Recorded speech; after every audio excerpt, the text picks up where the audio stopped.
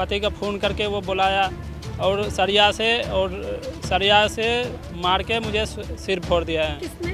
पवन ने, पवन नाम से। अच्छा। 2-3 आदमी उसको रोका पवन को, लेकिन वो रुका नहीं, फिर भी उसने मारा। पहले पैरों में मारा, पैर में मारने के बाद फिर सर में मारा। कौन सी मंजिल से नीचे घसीट कर लाया? जी टॉप फ्लोर से। टॉप फ्लोर से, मतलब 4-5 मंजिल होंगे? जी 5 मंजिल 6 मंजिल का 6 मंजिल से इनको नीचे घसीट के सीढ़ियों से। जी। सरिया से बहुत पिटा है, मुझे सर फोड़ दिया है। डॉक्टर ने बताया है सर का हड्डी कराएगा है। नशे तो हम लोग जब बोले उसको कि क्यों ऐसा किया मेरे भाई के साथ, वो कह रहा है कि ज़्यादा बोलोगे तो तुम्हें भी जान से मार देंगे हम। तो 14 तारीख को एक एनसीआर कटती है, जिस एनसीआर में सेक्शन 115 क्लॉज 2 लगा दिया जाता है बीएनएस का कि ये तो मात्र एक ग्रीवियस हर्ट है। वो एक अननोन वन है, एक बंदा है जो अनजान है, उसने मारा, जबकि बयान में साफ साफ लिखा है पवन पवन और पवन, इस पवन ने मारा है। प्रेशर क्रिएट होता है, डीसीपी साहब के संज्ञान में ये मामला आता है तो एसएचओ साहब एक 20 तारीख को एफआईआर दर्ज कर देते हैं। जिसको पैसे है उसी को इंसाफ। जी जी, पुलिस बिके हुए हैं पैसे से और हम लोग के मजदूर का कोई सुनवाई नहीं हो रहा है। कानून संविधान की हत्या की गई है इस थाने के अंदर। दिल्ली पुलिस से मेरी मांग है एक्शन लिया जाए। 20 तारीख को ये एफआईआर दर्ज हुई तो आज तक पवन को कस्टडी में क्यों नहीं लिया गया? कहाँ है पवन? नमस्कार, आप देख रहे हैं तेज तर्रार और मैं हूं आपके साथ परमजीत कौर। देखिए, इस वक्त मैं राजधानी दिल्ली के अमन विहार थाने के बाहर मौजूद हूं, जहां से एक ऐसी खबर सामने आ रही है जो शायद आपको सोचने पर मजबूर कर दे कि पैसे की पावर आखिर किस हद तक जा सकती है। अगर आपके पास पैसा है तो आप क्या कुछ नहीं कर सकते। आप शायद एक अच्छा मकान ले सकते हैं, अच्छी गाड़ी ले सकते हैं या फिर खुद को अमीर साबित कर सकते हैं, लेकिन इससे भी बढ़कर अगर कुछ हो रहा है तो वो ये हो रहा है कि आप पैसे की पावर पर अब दिल्ली पुलिस को खरीद सकते हैं। मैं ऐसा क्यों कह रही हूँ? क्योंकि इस थाने से कुछ ऐसा ही मामला निकलकर सामने आया। इस थाने के अंतर्गत आने वाले एक क्षेत्र में एक गरीब मजदूर की एक रईसजादे ने इतनी ज़्यादा पिटाई की, यहाँ तक कि उसके सर की हड्डी तोड़ दी। लेकिन ये पुलिस प्रशासन जिन्होंने अभी तक कुछ कार्यवाही नहीं की, आखिर क्यों? क्या इनको पैसे ने खरीद लिया या फिर उस रईसजादे ने, उस व्यक्ति ने यहाँ पर इतना पैसा दे दिया कि ये लोग केस को आगे बढ़ने से भी डर रहे हैं। देखिए, मेरे साथ जो है वो व्यक्ति जुबेर यहाँ पर मौजूद है। फिलहाल मेरे साथ देखिए इनके वकील यहाँ पर मौजूद हैं, जुबेर यहाँ पर मौजूद है जो कि खुद विक्टिम है, और उनके कुछ साथी मेरे साथ मौजूद हैं। जब जुबेर की पिटाई हुई, जब उन्हें तीसरी चौथी मंजिल से घसीट कर नीचे लाया गया तो ये लोग उनके साथ मौजूद थे। देखिए, मैं इनके लॉयर से जुड़ने से पहले जो है खुद जुबेर से जुड़ूंगी और जानूंगी कि आखिर इनके साथ क्या कुछ हुआ। नमस्कार सर, आप बताएंगे एक बार आपके साथ क्या कुछ हुआ, किस दिन की ये बात है? 10 तारीख के बाद है। 10 अप्रैल। हाँ, 10 अप्रैल को क्या हुआ? लगभग 4:30 बजे करीब में। हाँ। मुझे ने बिल्डर ने भेजा था, जो जिसका बिल्डिंग है वो भेजा था मुझे काम करने के लिए। हाँ। काम करने के लिए भेजा था तो हम ऊपर गए काम करने के लिए। उसका वाइफ आया तो बोला कैसे आ गया। मैं क्या कह नाम है गया उसका? वाइफ का नाम नहीं है मुझे पता है। ठीक है। हाँ, तो वो बोला कि कैसे आया। हम बिल्डर से बात करवा दिया, फिर भी वो नहीं माना। फिर वो अपना पति को फ़ोन किया, पति का फ़ोन करके वो बुलाया और सरिया से मार के मुझे सिर फोड़ दिया है। किसने? पवन ने, पवन नाम से। अच्छा। और वजह क्या थी कि सिर्फ आप उस बिल्डिंग में काम करने गए? हाँ, काम करने गए पहले थे। कभी गए थे उस बिल्डिंग में काम? नहीं, हम बहुत दिन पहले गए थे। वो बिल्डिंग काम किए थे, हम बहुत दिन पहले गए थे, 2-3 महीने पहले। उसके बाद में बिल्डर ने मुझे भेजा था। ठीक है। काम फिर आप काम कहाँ कर रहे थे सर? उनकी बिल्डिंग में या फिर कहीं और? नहीं, कहीं और दूसरा जगह काम कर रहे थे? हाँ, छत पे काम कर रहा और वो था। किस बिल्डिंग में रहते हैं? उसी फ्लोर में, उसी बिल्डिंग में छत रहता से नीचे है। वाली हाँ, में? नीचे वाला में रहता तो है। उनको क्या दिक्कत हो गई आपके वहाँ काम करने से? आप कुछ डिस्टर्ब कर रहे थे उनको या कुछ नहीं, ऐसा? हम कुछ डिस्टर्ब नहीं कर रहा था सर। अच्छा, किस तरीके से आपको पीटा सर उन्होंने? सरिया से बहुत पिटा है, मुझे सर फोड़ दिया है। डॉक्टर ने बताया है सर का हड्डी कराएगा है। नशे में था क्या वो? पता नहीं नशे में था क्या था, नहीं ये मुझे पता नहीं है। सीधा आपसे आते ही पूछता है कि तू यहाँ क्या कर रहा है? आप लोग साथ थे इनके? फिर वो बोला, और ये बात है कि बोलने का बाद 2-3 आदमी उसको रोका पवन को, लेकिन वो रुका नहीं, फिर भी उसने मारा। पहले पैरों में मारा, पैर में मारने के बाद फिर सर में मारा। जब इसको पूरा इनकी गलती सर क्या फट गया। इसका कोई गलती नहीं था, ये बिल्डर के पास काम करता है। कोई चोरी तो नहीं करने गए? कोई चोरी नहीं करता। हम लोग मजदूर आदमी मजदूरी करके अपना पेट चलाते हैं। और उसके बाद इसने जब बिल्डर इसको फ़ोन किया, इसके हाथ में वो विंडो था, विंडो लेके ऊपर गया लिफ्ट से जाने के बाद में फिर वो ऊपर गया। ऊपर जाने के बाद में सोचा विंडो लगा दूं, तो फिर इसने मैडम नहीं माना, तो मैडम को ये जुबैर कॉल किया आकाश को। हमारा बिल्डर का नाम आकाश नाम है। तो बिल्डर को आकाश फ़ोन किया, आकाश से बोला मैडम बात कर लो, देखो ऐसे ऐसे बात है। बिल्डर से बात भी कर बिल्डर से आकाश की बात करवाया मैडम से, फिर भी नहीं माना, फिर भी मारा। तो पवन फिर भी मारा, तो कैसा गलती है कि नहीं गलती बताइए। और ऐसा आदमी को अगर हम लोगों को, हम जैसा गरीबों को अगर इंसाफ नहीं मिलता है तो किसको इंसाफ मिलेगा? पैसे वाले के लिए खाली हॉस्पिटल बना के, गरीबों के लिए भी बना है ना। क्या नाम है आपका? साफ थोड़ी। अरशद। आप भी इनके साथ थे? जी। क्या कुछ देखा सर, कैसे इनको पीटा? नहीं, जिस टाइम इसको मारा था तो उस टाइम में नहीं था मैम।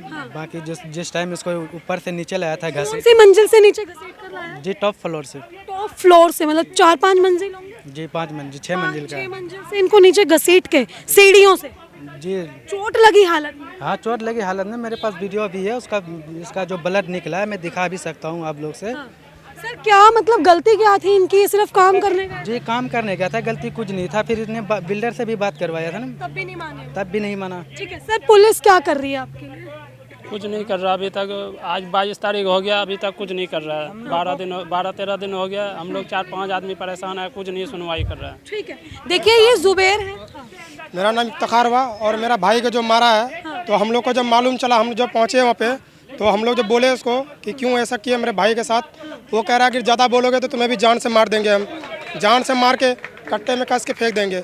और अभी तक भी पुलिस को हम जो 10 तारीख की है, 10 अप्रैल की घटना है, हम लोग 10 तारीख को ही कंप्लेन किए, लेकिन अभी तक हम लोग का 22-23 अप्रैल हो गया, लेकिन अभी तक कोई सुनवाई नहीं हुआ। पैसे की पावर इतना यहाँ पे काम कर रही है जिसको कि पैसे है पुलिस उसी को बिक इंसाफ। जाएगी पैसों जी, पुलिस बिके हुए हैं पैसे से, और हम लोग का मजदूर का कोई सुनवाई नहीं हो रहा ठीक है। है। और हम लोग का जान का अभी भी खतरा है, और हम लोग अभी भी छुप छुप के काम करना पड़ रहा है। का भी है क्या इसमें कि इनके नाम पे भी बोल रहे थे? जी, हम लोग का भी यही बात है। वो ये देख के, धर्म के ही देख के वो हम लोग के साथ हमला किया है, और गरीब को देख के हम लोग हमला किया है। ठीक है, देखिए ये जुबैर हैं। आप पहले तो इनकी हालत देखिए एक बार कि कैसे जो है इनका पूरा सर यहाँ पर फूटा हुआ है। इनके सर की जो है हड्डी तक बता रहे हैं कि इतनी गहरी चोट आई है।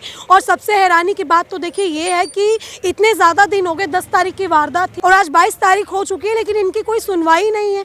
और देखिए जो FIR का मैं आपको एक बार झोल बताऊं कि एक FIR पे एक इंसान को ट्रस्ट होता है कि भाई मेरी FIR हो गई है, शायद अब मेरे को कुछ इंसाफ मिल जाएगा। लेकिन ये FIR ऐसी है कि इसी FIR ने अमन विहार थाना पुलिस पर कई बड़े सवाल खड़े कर दिए। ये FIR नहीं है, देखिए ये झोल है। तो आखिर इसमें क्या झोल है, वो खुद जो है यहाँ पे जो एडवोकेट हैं वही मुझे बताएंगी कि इस FIR में क्या कुछ झोल देखने को मिल रहा है। नमस्कार मैम, क्या नाम है आपका? Advocate Jasmine Kaur. ठीक है, आप इनकी लॉयर हैं? हाँ जी, मैं जुबैर की एडवोकेट हूँ। सबसे पहले तो 10 तारीख को जुबैर एक कंप्लेंट देता है। जुबैर की एक यहाँ पे कंप्लेंट आती है। कंप्लेंट के बावजूद कोई FIR दर्ज नहीं होती, जबकि इसके सिर पे इतनी बड़ी चोट है जो कि आपको नज़र आ रही होगी।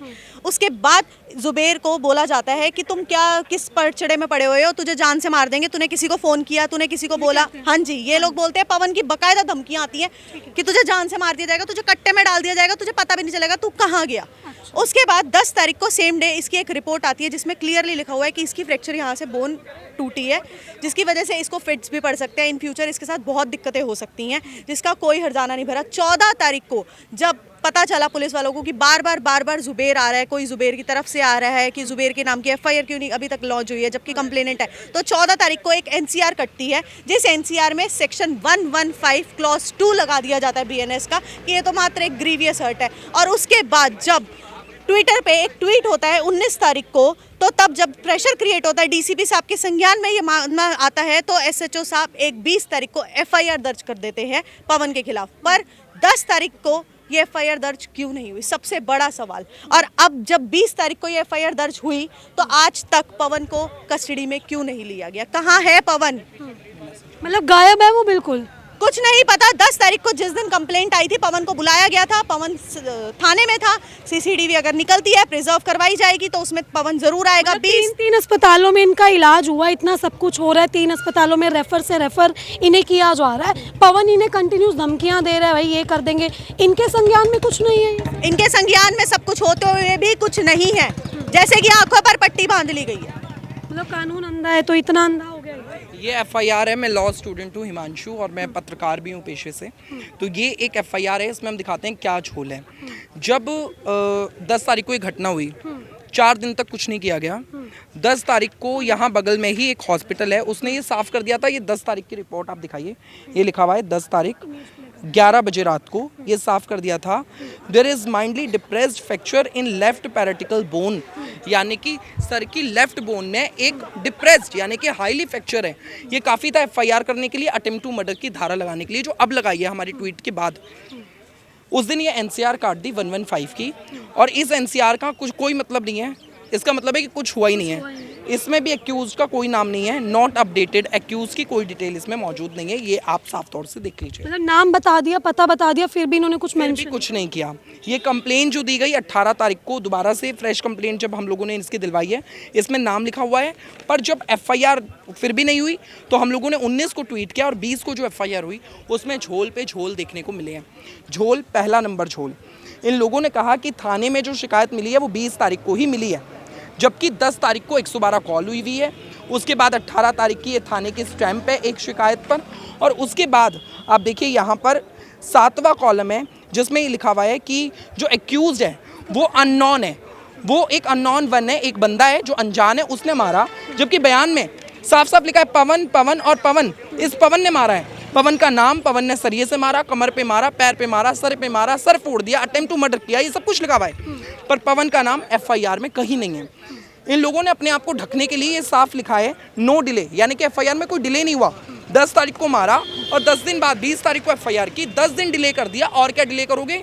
जब ये मर जाएगा तब एफआईआर करोगे। उसके बाद एक और चीज़ जो मैं दिखाना चाहूँगा, जिसमें लिखा गया कि हेड कांस्टेबल संदीप जो है वो हॉस्पिटल पहुँचे, वहाँ पे उन्होंने बयान लिए और उस बयान पे एनसीआर काट दी, क्योंकि इनके पास कोई रिपोर्ट नहीं थी कि ग्रीवियस हर्ट हुआ है, कोई ऐसी चोट लगी है जिस पर अटेम्प्ट टू मर्डर लगे। पर मैं ये दिखाना चाहता हूँ कि साफ साफ यहाँ लिखा हुआ है ये एक ग्रीवियस हर्ट है जिसमें पैराटिकल बोन ही फ्रैक्चर हो गई, सर की एक ऐसी हड्डी टूट गई जो यहाँ पे ये हड्डी होती है, और ये डिप्रेसली टूट चुकी है। थोड़ा सा और हो जाता तो ये मौके पे मर जाता। तो क्या अटेम्प्ट टू मर्डर नहीं लगना चाहिए था? वो लगना चाहिए था, पर क्योंकि एक रिश्वत का ऐसा लालच, न जाने पवन ने ऐसा क्या थाने में दे दिया, हेड कांस्टेबल संदीप के मुंह में ऐसा क्या, मतलब लोगों के मुंह में डाल दिया कि जिसके बाद एफआईआर नहीं हुई। बहुत ही शर्म की बात है, लोकतंत्र का गला घोटा गया है, कानून संविधान की हत्या की गई है इस थाने के अंदर। दिल्ली पुलिस से मेरी मांग है एक्शन लिया जाए। डीसीपी रोहिणी शशांक साहब, आप एक बहुत अच्छे अफसर हैं, मैंने हमेशा आपकी तारीफ सुनी है और आपने आज तक ऐसे भ्रष्टाचारियों को बर्दाश्त नहीं किया है, तुरंत एक्शन आपने लिया है। सतीश गोलचा साहब एक बहुत अच्छे सीपी दिल्ली को मिले हैं जो तुरंत एक्शन लेते हैं, ट्विटर पर भी रिप्लाई करती है दिल्ली पुलिस। तो हम चाहते हैं जो बड़े सीनियर अच्छे अधिकारी हैं वो एक्शन लें, क्योंकि ऐसे ही निचले अधिकारियों ने पूरा भ्रष्टाचार मचाया हुआ है। सर क्या चाहते हैं आप इंसाफ के लिए? इंसाफ चाहिए मुझे। अरेस्टिंग क्यों नहीं हो रही अभी तक? उसे अरेस्ट करिए। अच्छा, एक बार भी वो थाने में नहीं आया? थाने में कई बार आया, पर इन लोगों ने जाने दिया, जबकि वो अरेस्ट होना था। एफआईआर जिस दिन कटी है उस दिन वो थाने में ही था, जिसकी सीसीटीवी फुटेज हमने निकालने के लिए कोर्ट में एप्लीकेशन लगा दी है, वो प्रिजर्व हम लोग करवाएंगे और उसके बाद हम आपको मीडिया में वो भी दिखाएंगे कि वो थाने में घूम रहा है पर उसे अरेस्ट नहीं किया जा रहा, सेटिंग से भगाया गया है। तो देखिए जो मामला है वो कुछ इस तरीके का है कि एक व्यक्ति को पीटा जाता है जो कि पेशे से मजदूर है, गरीब है, इनके साथ मारपीट की जाती है और जब ये कंप्लेन करवाने आते हैं तो देखिए कंप्लेन के नाम पर यहाँ पर झोल किया जाता है, खाना पूर्ति की जाती है। एक्यूज का नाम इन्होंने मेंशन किया, ये विक्टिम है, लेकिन एफआईआर में कहीं भी पवन नाम मेंशन नहीं है। इनके बयान में नाम लिखा गया, 3 बार जो है नाम को रिपीट किया गया, पवन ने मारा, पवन ने ये किया, पवन ने वो किया, बावजूद उसके पवन की गिरफ्तारी हुई ही नहीं है। शायद जब ये मर जाते तो इनकी ये गिरफ्तारी यहाँ पर करते, लेकिन जिस तरीके से यहाँ पर थाने में पैसा चढ़ा दिया गया इनका कहना है, तो शायद तब भी ये लोग ये एक्शन ना लेते। फिलहाल देखिए ये चाहते हैं कि इंसाफ हो। इनके कुछ साथी हैं देखिए दूर दराज से राजधानी दिल्ली में कमाने आते हैं, लेकिन अमीरों का शायद ये लोग शिकार हो जाते हैं और शिकार इस कदर होते हैं कि इनकी जान पर ही बन आती है। और देखिए आपने जो है ये पूरी खबर देखी, इस खबर को लेकर आपकी अपनी जो भी राय है कमेंट सेक्शन में ज़रूर साझा करें और ऐसी तमाम खबरें जानने के लिए देखते रहे हमारा चैनल तेज तरार। अभी के सिर्फ इतना ही। दिल्ली से कैमरामैन आशुतोष के साथ मैं परमजीत कौर। अगर आपको हमारी ये वीडियो पसंद आई हो तो इसे लाइक एंड शेयर करना बिल्कुल भी ना भूलें। इसके साथ ही हमारे चैनल तेज तरार को जरूर सब्सक्राइब करें और हाँ, बेल आइकन को दबाना बिल्कुल भी मत भूलिएगा, जिससे दिल्ली से जुड़ी तमाम खबरों की नोटिफिकेशन सबसे पहले आप तक पहुंचे।